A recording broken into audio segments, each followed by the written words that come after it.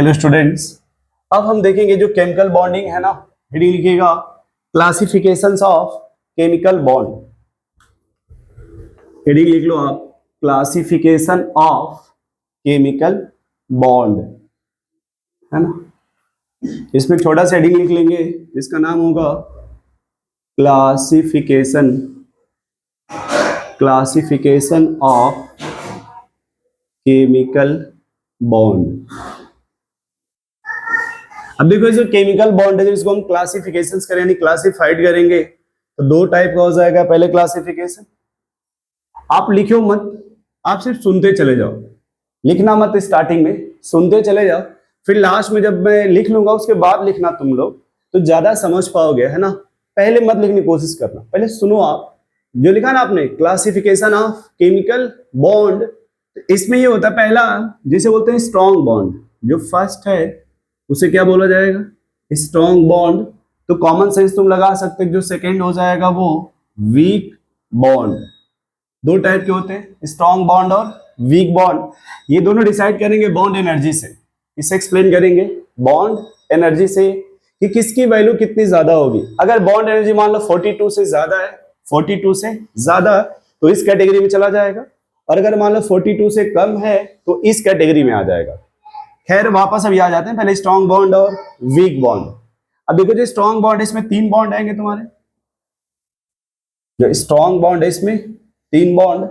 पहले बोलेंगे ionic bond, ionic bond. Second आपका कोवैलेंट बॉन्ड, और थर्ड आपका metallic bond. Ionic bond, covalent bond, और थर्ड आपका मेटेलिक बॉन्ड। वैसे इसमें भी आ जाएगा आपका। पहले इसको कंप्लीट कर लेते हैं, आयनिक बॉन्ड, कोवैलेंट बॉन्ड और मेटेलिक बॉन्ड। अब देखो जो कोवैलेंट बॉन्ड है इसमें दो टाइप का होता है ना। एक होता है आपका simple covalent bond, simple covalent bond, जिसमें आएगा आपका सिग्मा बॉन्ड और पाई बॉन्ड। और दूसरा आ जाएगा इधर कोऑर्डिनेट बॉन्ड, कोऑर्डिनेट बॉन्ड, जो वन साइडेड शेयरिंग होता है। ठीक है, बोल सकते हैं इसको फॉर्म बाय अनइक्वल शेयरिंग। अच्छा एक पॉइंट और सुनो आप, ये जो कोऑर्डिनेट बॉन्ड है ना, जब आप क्लास 12th में जाओगे, क्लास 12th में एक चैप्टर ले चलेंगे कोऑर्डिनेट कंपाउंड। कोऑर्डिनेट कंपाउंड एक आपको चैप्टर ही मिलेगा जहां पे कोऑर्डिनेट बॉन्ड ऐसे रिप्रेजेंट किया जाएगा, ये मेटल और ये लिगेंड, बस एरो ऐसे हो जाएगा, ये ऐसे। इस तरह के बॉन्ड को बोलते हैं कोऑर्डिनेट बॉन्ड, है ना। इधर आ जाओ, इसे बोलते हैं हाइड्रोजन बॉन्ड। इधर बोला जाएगा वंडरवाल फोर्स। अब देखो जो हाइड्रोजन बॉन्ड है उसमें कौन आता है भाई आपका, जैसे फ्लोरीन, ऑक्सीजन, नाइट्रोजन और ट्रिपल बॉन्डेड कार्बन। अब देखिए आप, जैसे ये जो हाइड्रोजन बॉन्ड बनता है फ्लोरीन, ऑक्सीजन, नाइट्रोजन और ट्रिपल बॉन्डेड कार्बन होता है। एंड ठीक है, एंड सम टाइम क्लोरीन, जैसे क्लोरल एक एग्जांपल होता है, क्लोरल सम टाइम क्लोरीन। अब जैसे देखो आप ये कहते हैं कि अगर ये जो हाइड्रोजन है वो कभी भी अगर मोर इलेक्ट्रोनेगेटिव एटम बीच में फंसे, इधर भी मोर इलेक्ट्रोनेगेटिव एटम, इधर भी मोर इलेक्ट्रोनेगेटिव एटम, तो होता क्या, जो हाइड्रोजन है वो पहले इधर जुड़ा रहेगा किससे, मोर इलेक्ट्रोनेगेटिव एटम से। कौन से बॉन्ड के द्वारा? कोवैलेंट बॉन्ड के द्वारा। कौन से बॉन्ड के द्वारा? कोवैलेंट के बॉन्ड।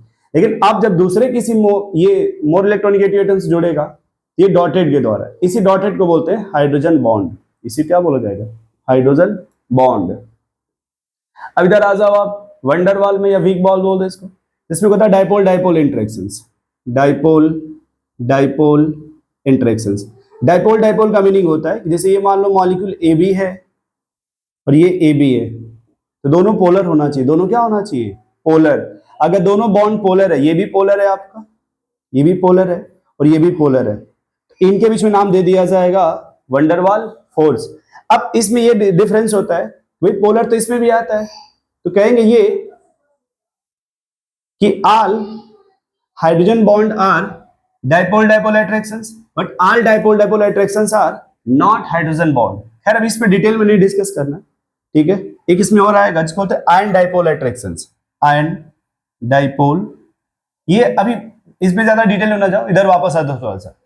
तो एक हो गया केमिकल बॉन्डिंग में strong bond, weak bond. Strong में क्या आपका ionic bond, covalent bond, metallic bond. Covalent में दो हो गया सिंपल सिग्मा और पाई। इसमें आएगा कोऑर्डिनेट बॉन्ड में form by unequal sharing of electron, ठीक है। चलो इतना लिख लो आप।